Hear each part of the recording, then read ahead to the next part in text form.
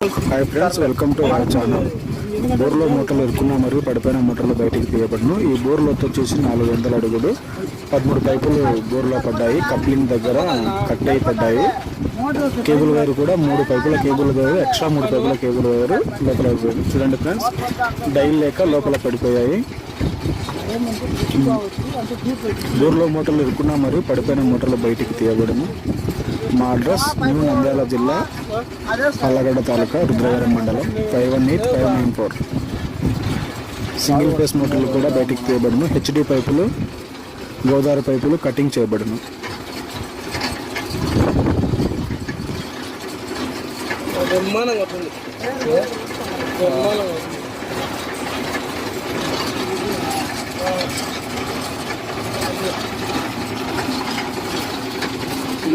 ఏమది వస్తున్నారు